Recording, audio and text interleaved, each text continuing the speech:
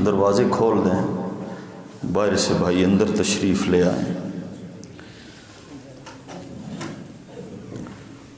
اللہ تعالیٰ سے دعا ہے اللہ تعالیٰ ہمارا یہ بیٹھنا ہر روز صرف اس کی رضا کے لیے ہے اور اپنی جناب میں قبول اور منظور فرمائے، اور یہ بھی دعا ہے اللہ تعالیٰ ہم سب کو اسی طرح جنت میں جمع فرما دے۔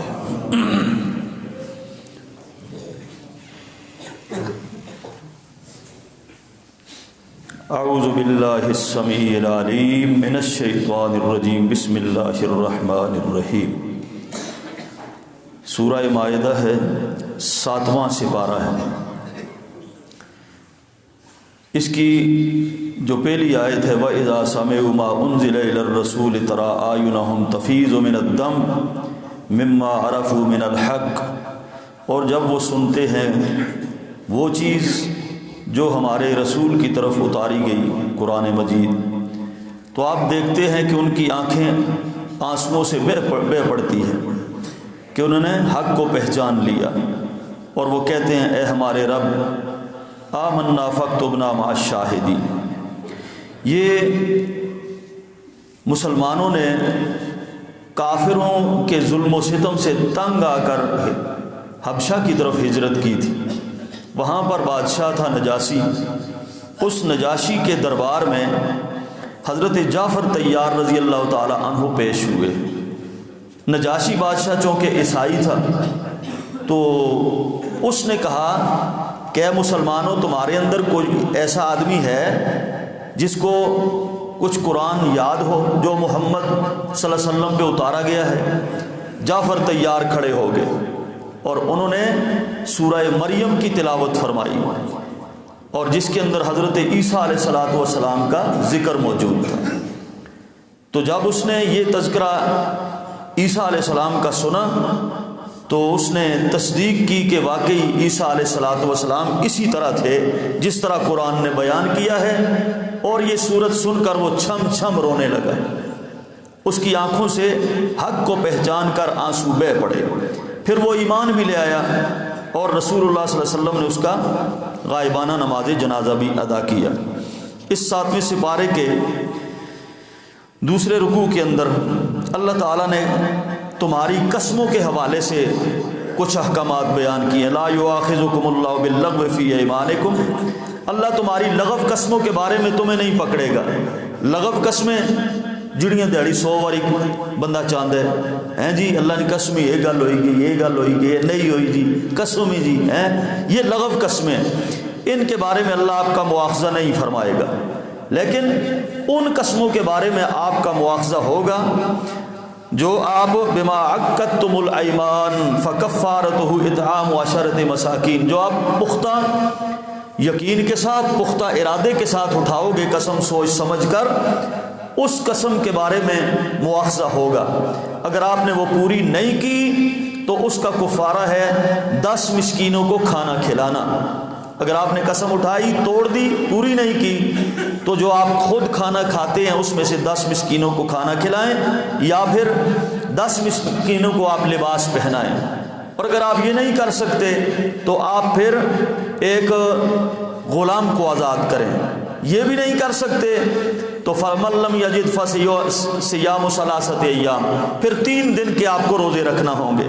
یہ ہے جی آپ کی قسم کا کفارہ۔ اور اس کے بعد جی پھر اللہ تعالیٰ نے ایمان والوں کو خطاب کیا ہے اور شراب کی پکی حرمت نازل فرمائی۔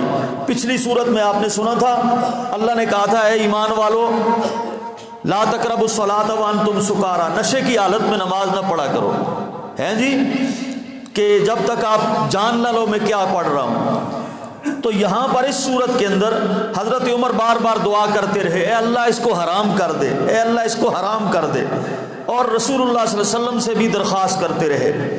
تو پھر یہ انہی کی دعاؤں کی قبولیت کا نتیجہ ہے کہ یہ شراب کو اللہ نے مکمل طور پر حرام کر دیا۔ صرف شراب کو ہی نہیں، شراب کو بھی، جوئے کو بھی، اور والانصاب، وہی جو پچھلی بات بتوں اور تھانوں کے اوپر، مزاروں درباروں پر تقسیم کی ہوئی چیزیں، نظر نیازیں جو لوگ مانتے پھرتے ہیں وہ بھی، والازلام، اور یہ قرآن اندازی اور فال نکالنا، یہ سب رجس من عمل الشیطان فاجتنبوہ لعلکم تفلحون۔ اللہ نے قطعی حکم نازل فرما دیا کہ یہ ساری چیزیں اب مکمل طور پر حرام ہے اور ان کے قریب نہیں جانا۔ اور ساتھ ہی یہ بھی ارشاد فرمایا اگلی آیت میں اس کے آخر میں کہ فَهَلْ أَنْتُمْ مُنْتَهُونَ، اے مسلمانوں کیا اب باز آ جاؤ گے تم ان چیزوں سے، شراب سے، جوئے سے، بتوں پر نظر نیازیں چڑھانے سے اور یہ قرعے اندازیاں، یہ لاٹریاں نکالنے سے باز آ جاؤ گے؟ تو اس کے جواب میں عمر فاروق 3 بار کہنے لگے اے اللہ ہم باز آ گئے، اے اللہ ہم باز آ گئے، اے اللہ ہم باز آ گئے۔ تو پھر جب منادی نے منادی کی نا تو مدینہ کی گلیوں کے اندر اس طرح شراب بہہ رہی تھی جس طرح ایک سیلاب بہہ رہا ہو پانی کا، اس طرح انہوں نے بہا دی سب کچھ۔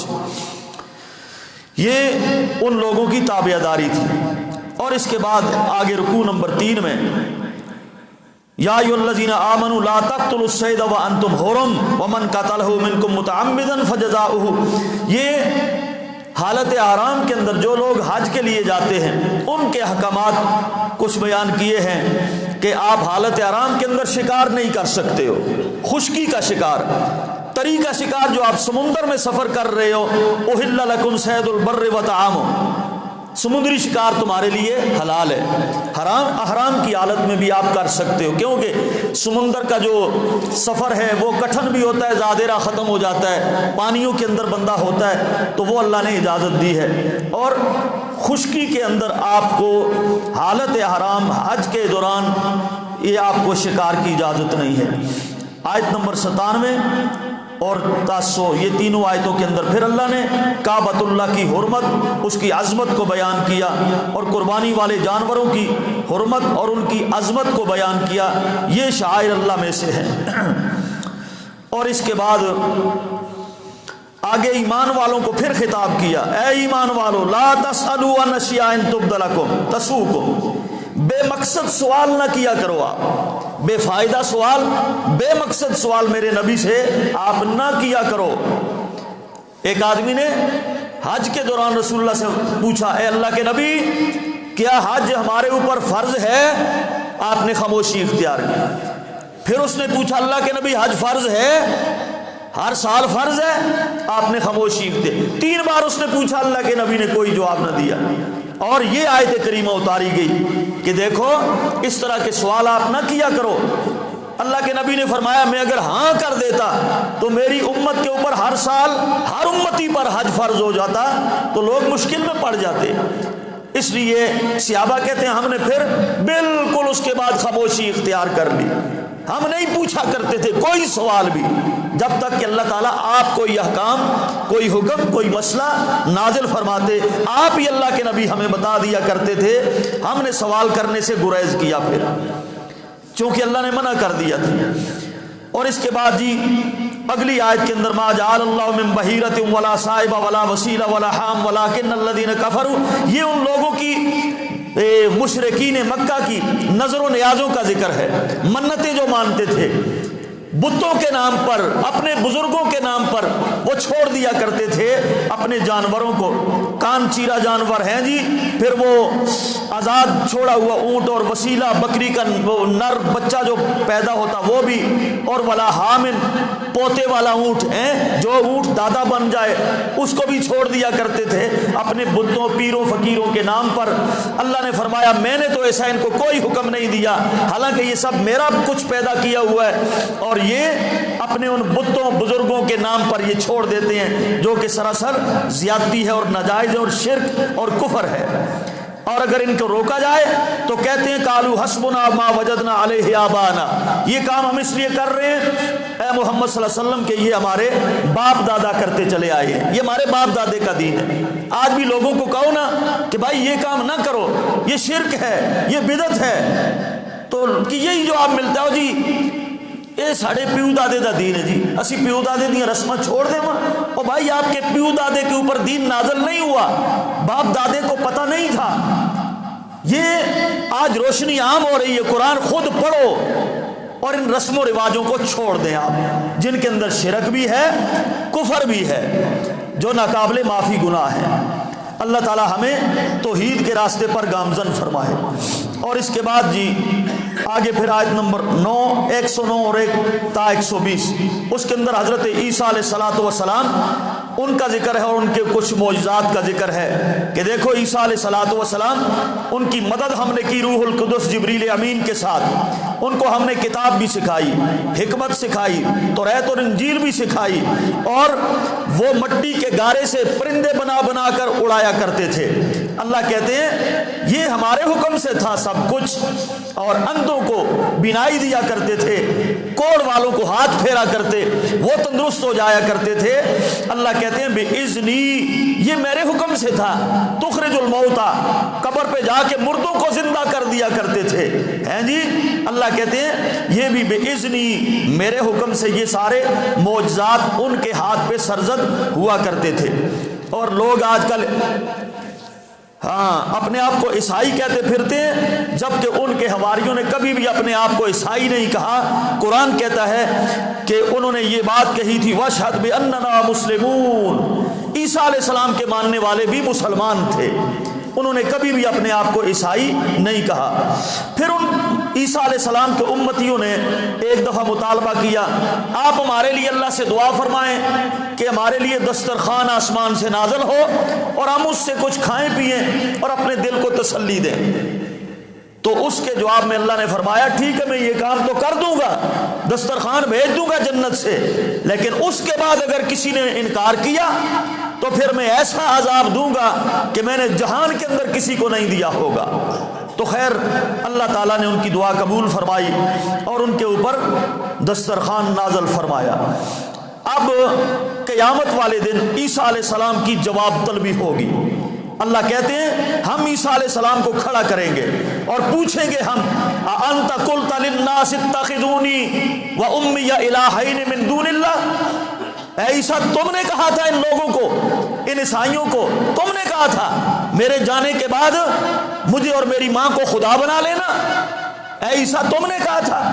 عیسیٰ علیہ السلام کہیں گے سبحانک ما یکون لی ان اقول ما لیس لی بحق، اے اللہ یہ میرا حق ہی نہیں بنتا، یہ بات میں کیسے کہہ سکتا ہوں، تو جانتا ہے اگر میں نے کی ہے تو۔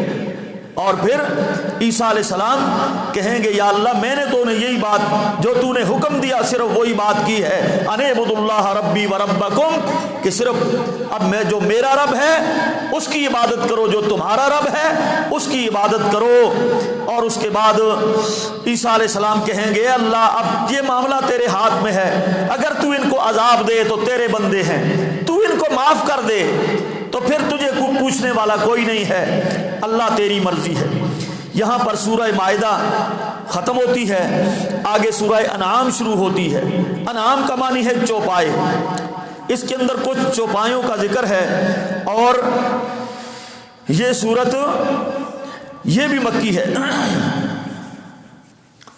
اس کے اندر آیت نمبر 1 تا 10 توحید کا بیان ہے اور تخلیق انسانی کے مراحل کا تذکرہ ہے کہ میں نے اللہ کہتے ہیں انسان کو کس کس طرح پیدا کیا، کن کن مراحل سے انسان گزر کے آیا دنیا پر، اور اسی کو رب کہتے ہیں جس نے انسان کو اتنا خوبصورت ماں کے رحم کے اندر اس کی شکل بنائی، صورت بنائی۔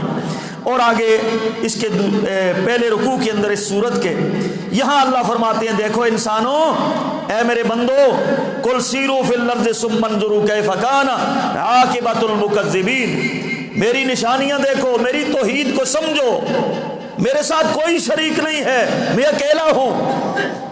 اور جن لوگوں نے شرک کیا، کفر کیا، میرے ساتھ اوروں کو، میری بھی عبادت کی، لوگوں کی بھی، مخلوق کی بھی عبادت کرتے رہے، ان کا انجام کیا ہوا؟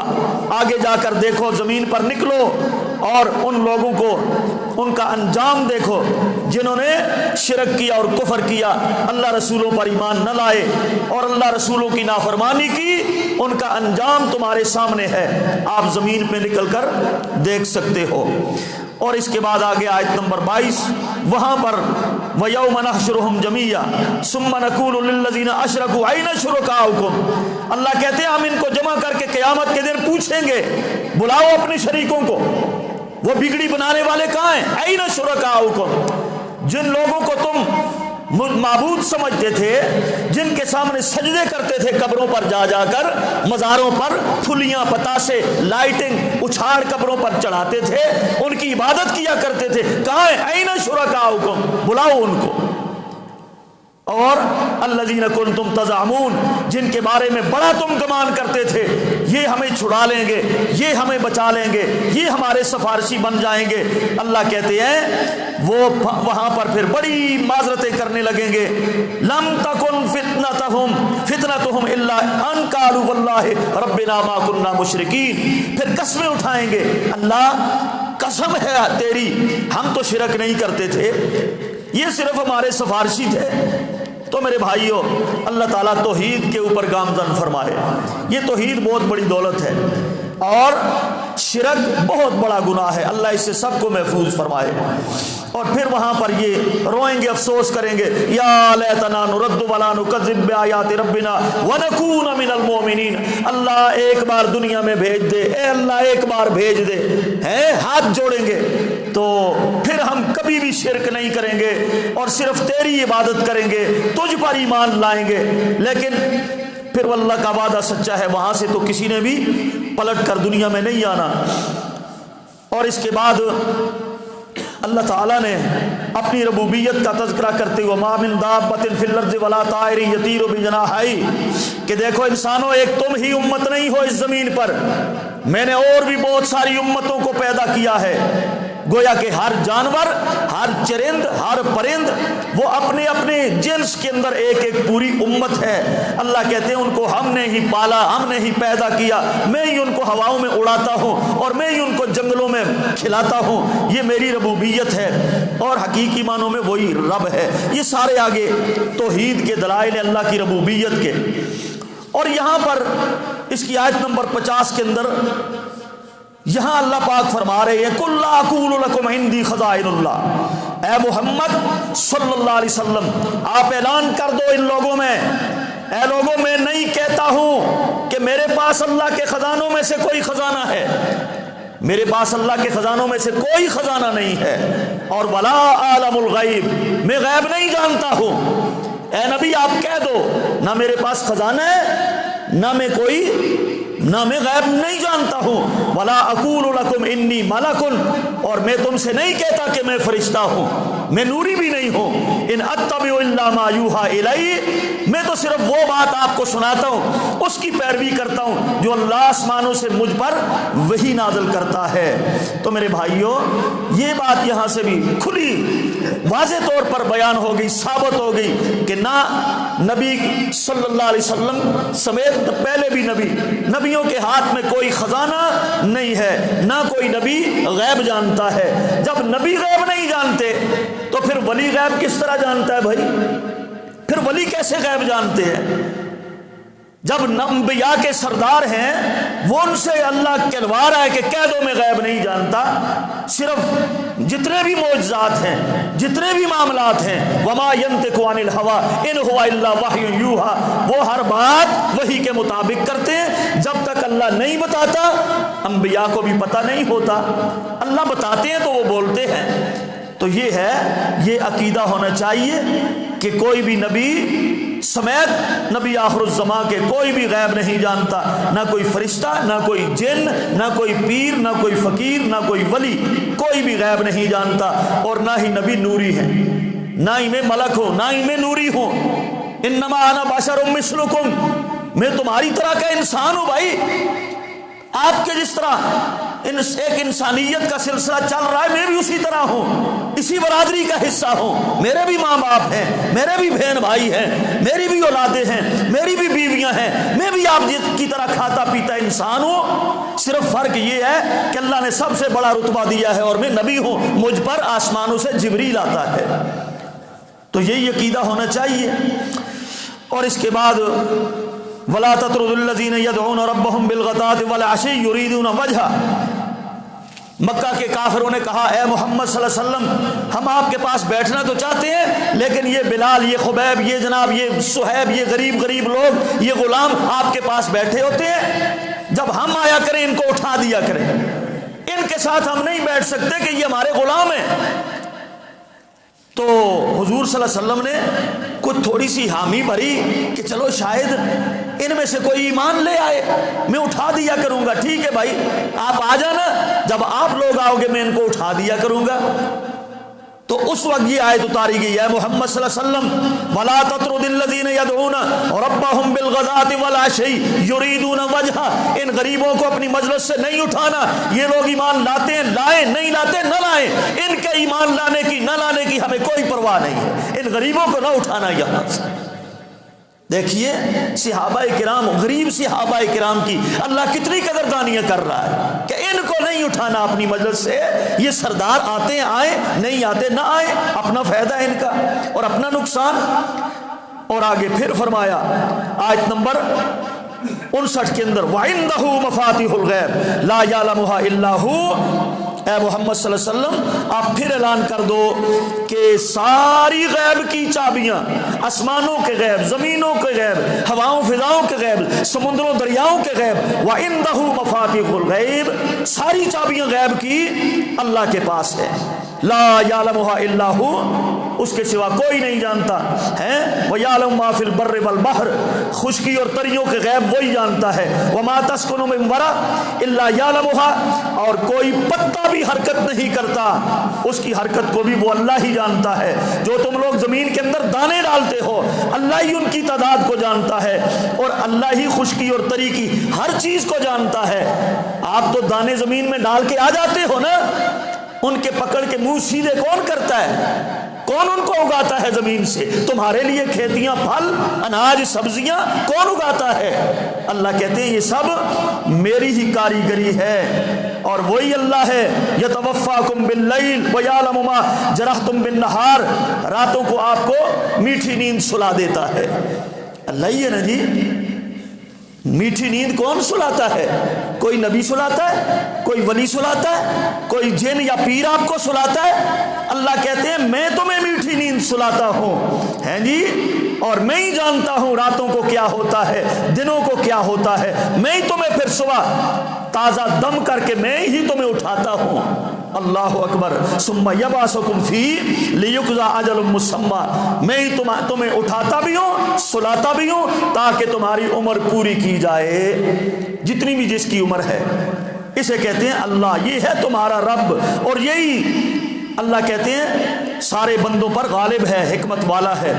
اور اللہ ذوالجلال والاکرام نے آگے آیت نمبر 68 میں فرمایا اے نبی وَإِذَا رَأَيْتَ الَّذِينَ يَخُوضُونَ فِي آيَاتِنَا فَأَعْرِضْ عَنْهُمْ حَتَّى يَخُوضُوا فِي حَدِيثٍ غَيْرِهِ، بے دینوں کے پاس نہ بیٹھا کرو، اے نبی بے دینوں جاہلوں کے پاس نہ بیٹھا کرو۔ اللہ نے اپنے نبی کو منع فرمایا بے دینوں کی مجلس میں نہیں بیٹھنا۔ کیوں؟ وہ اللہ کی بات نہیں کرتے، رسول کی بات نہیں کرتے، دین کی بات نہیں کرتے، کرنا انہیں آتی ہی نہیں۔ تو اس سے بھی یہ بات ثابت ہوتی ہے ایسی مجلسوں سے گریز کرنا چاہیے۔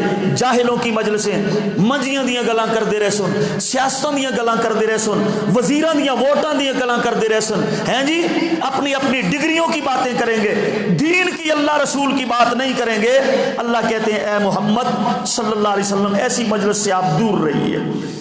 اور آگے پھر فرمایا قل اندعو من دون اللہ ما لا ينفعنا ولا يضرنا وَنُرَدُّ عَلَىٰ أَعْقَابِنَا، پھر توحید کا بیان ہے بھائی، یہ سارا توحید کا بیان ہے آگے۔ اور پھر آگے جا کر آیت نمبر 75 میں وَكَذَلِكَ نُرِي إِبْرَاهِيمَ مَلَكُوتَ السَّمَاوَاتِ وَالْأَرْضِ وَلِيَكُونَ مِنَ الْمُوقِنِينَ، یہ ابراہیم علیہ السلام کا تذکرہ ہے۔ جب ابراہیم علیہ السلام، یہ بات مفسرین کرام نے لکھی ہے، ابراہیم علیہ السلام غار میں پیدا ہوئے، غار میں ہی پھر ان کی پرورش ہوئی، اور جب یہ باہر آئے نا تو دیکھا سورج چمک رہا ہے، چاند چمک رہا ہے، ستارے چمک رہے ہیں، اور لوگ سورج ستاروں کی پوجا کر رہے ہیں۔ تو انہوں نے بھی کہا جی، پہلے ستارے کو دیکھا، کہا جی یہ میرا رب ہے، ڈوب گیا، کہا یہ تو چلا گیا، یہ کیسا رب ہے؟ پھر پیچھے چاند آ گیا، کہا یہ میرا رب ہے، وہ بھی غروب ہو گیا، کہا یہ کیسا رب ہے، یہ آتا ہی نہ، اگر آیا تھا غروب نہ ہوتا، صبح دیکھا سورج چڑھ گیا ہے، کہنے لگے یہ بہت بڑا ہے، یہ میرا رب ہو سکتا ہے۔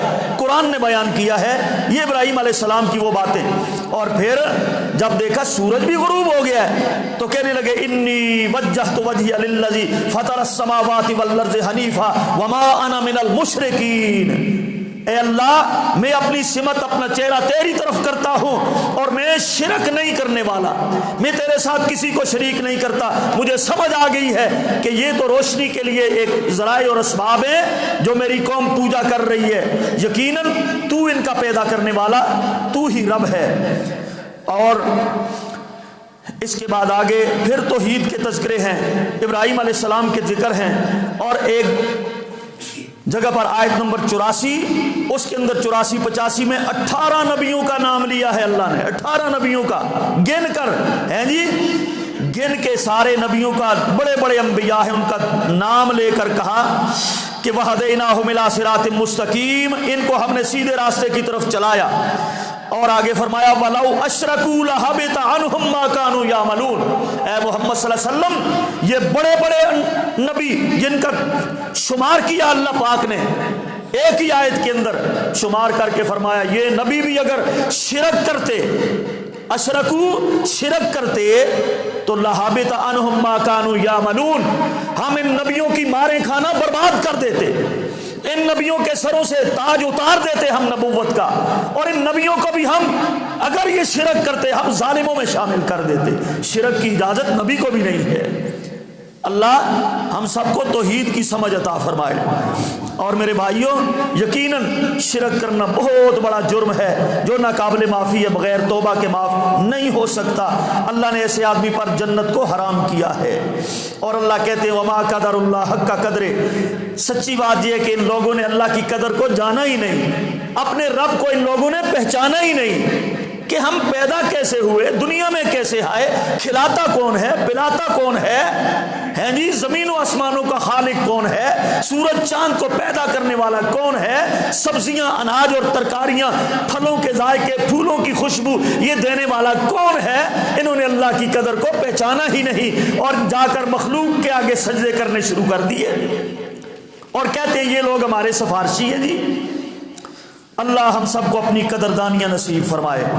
فرمایا ھذا کتاب انزل اللہ مصدق الذی بین یدیہ ولتنذر ام القری ومن حولها، یہ قرآن ہم نے اسی لیے نازل کیا تاکہ پڑھ پڑھ کے ساری دنیا کے لوگوں کو آپ ڈراؤ۔ اے محمد صلی اللہ علیہ وسلم قرآن پڑھ پڑھ کے ان کو سناؤ۔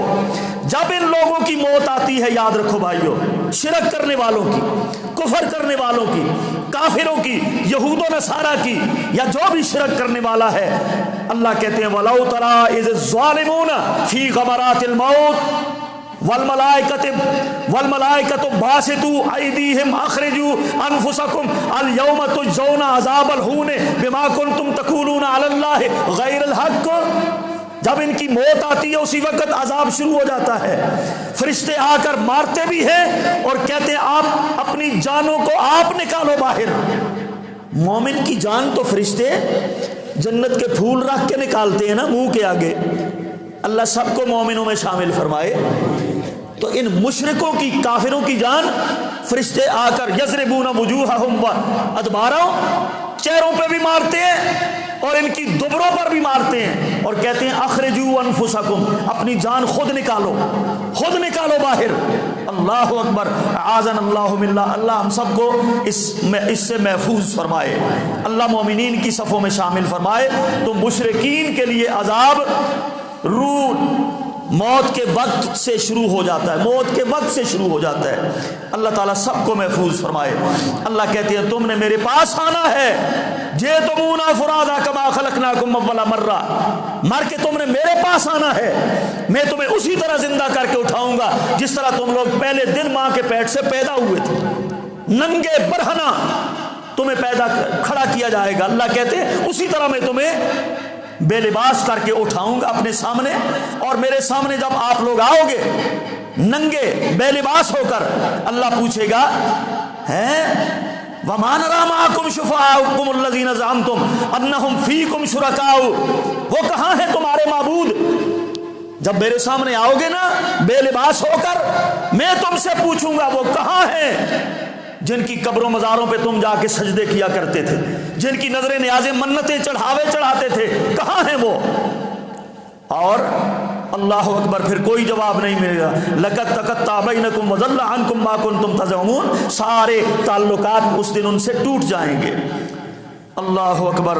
پھر اللہ تعالیٰ نے آگے پھر توحید کے دلائل کو اسی طرح بڑی تفصیل کے ساتھ بیان فرمایا ہے۔ اللہ تعالیٰ ہمیں توحید کی راہ پر گامزن فرمائے۔ فرمایا ذالکم اللہ ربکم لا الہ الا ہو، یہ ہے تمہارا رب، خالق کل شیء، ہر چیز کو اسی نے پیدا کیا ہے، فاعبدوہ، تمہارے اوپر فرض ہے صرف اس کی عبادت کرو، وہو علی کل شیء وکیل، وہی ہر چیز کی نگرانی بھی کرتا ہے، ہر چیز کو دیکھتا بھی ہے۔